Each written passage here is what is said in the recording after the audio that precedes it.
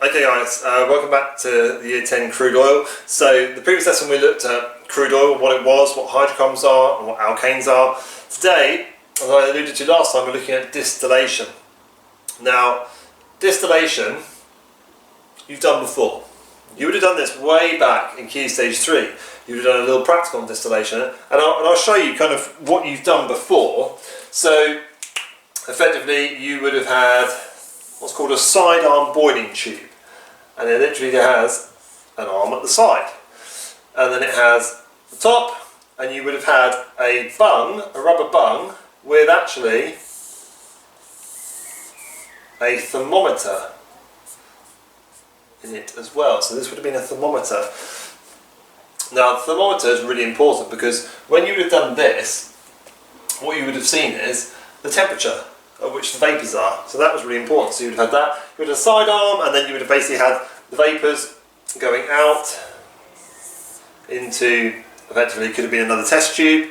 That test tube or could have been in a beaker, and that beaker would have had some crushed ice in, which most of you usually completely fill the beaker with, and we run out. I'm sure you remember. And what you would have got here is you would have collected your vapour that would have condensed to become a liquid. So we use this for something like dirty water. So we've had like muddy water or inky water, which is one we often do as well. So inky water. So in here you would have had your inky water, and you would have had to have heated it up. So you would have had heat here. So this would have been your Bunsen burner.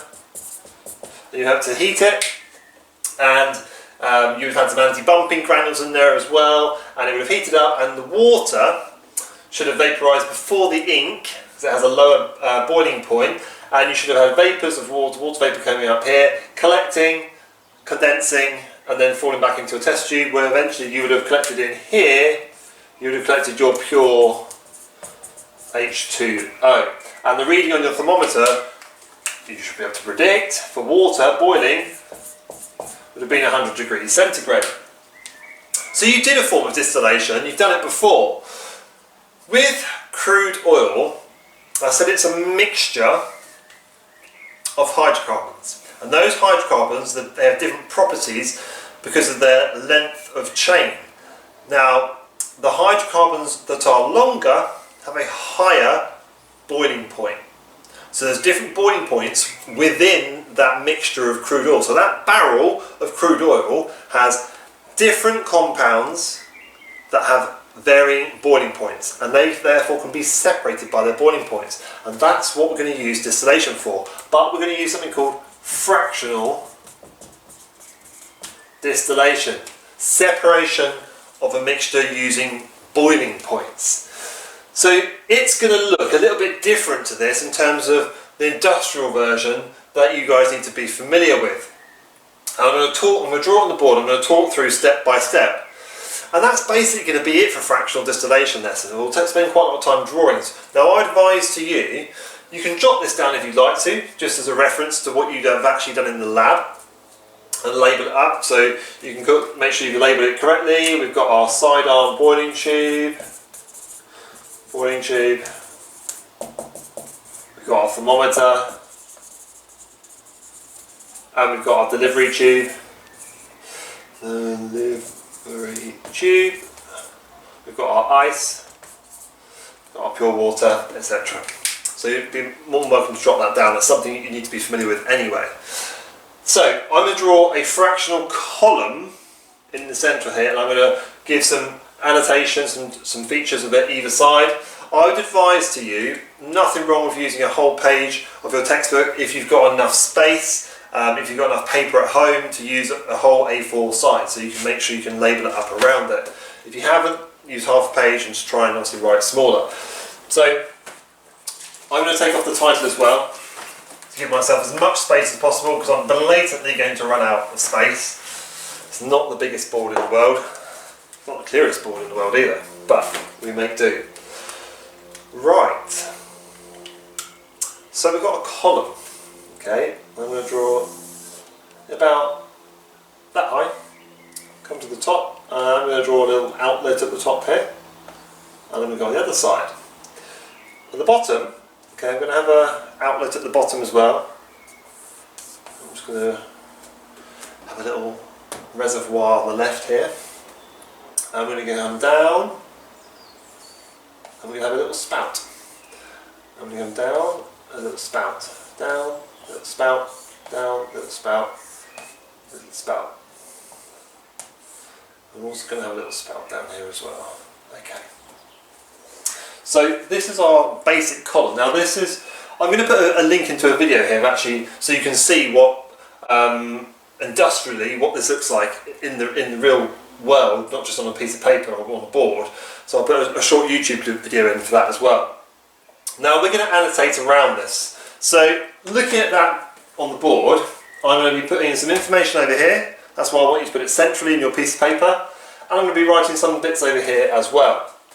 Now I'm going to add to this and make it a little bit more detail. I'm going to add, I'll try and get this pen to work. If it doesn't, then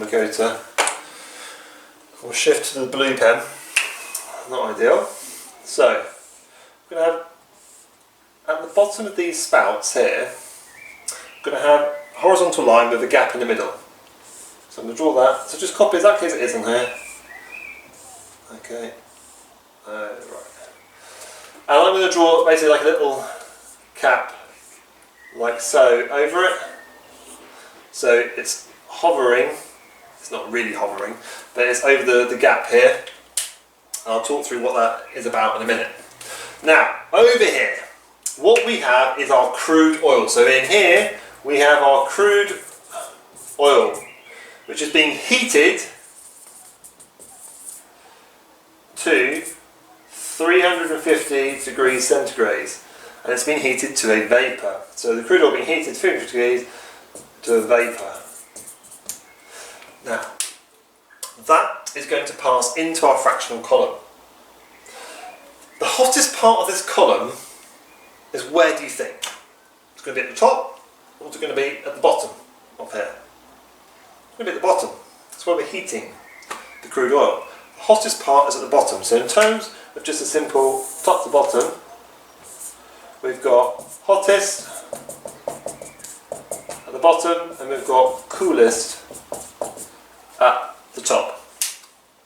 Now, the fractions, I'm using the word fractions here, it's fractional distillation. So the fractions, i.e. the hydrocarbon chains that are the longest, are going to come out at the bottom here.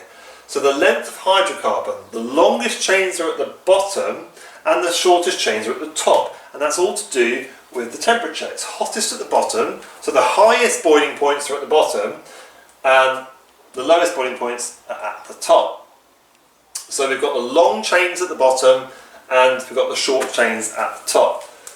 So in terms of chain length, we've got longest chain at the bottom and we've got shortest chains at the top. Okay. So boiling points are being used to separate the fractions. Hottest at the bottom, coolest at the top, highest boiling points at the bottom, lowest boiling points at the top, longest chains at the bottom, shortest chains at the top. So we've got these vapours going in here, and the vapours are going to rise. The gases, vapours are going to rise. Now what happens is, when they reach, when the fractions reach their certain boiling point, they will condense, because it's getting cooler, they will condense and they will turn into a liquid, they will form a liquid. So this is just one thing to point out. Boiling point and condensing point is exactly the same temperature. So the boiling point of water is 100 degrees. The condensing point of water is also 100 degrees. It's that tipping point. So the vapours come into the column, they will rise and they will condense at their boiling points. So effectively you're going to get some vapours rising up into the column. And these are just representing molecules of hydrocarbons and they're going to be going up the column. Now what will happen is, when, for example, let's say for example these ones here, this is their boiling point. Okay, this temperature here is their boiling point, and that's the point they're going to condense. So something like diesel, so this could be diesel. So diesel's used in vehicles, primarily lorries, but it's used in cars as well. So diesel could come out here, or diesel oil, if I'm being more specific, diesel oil.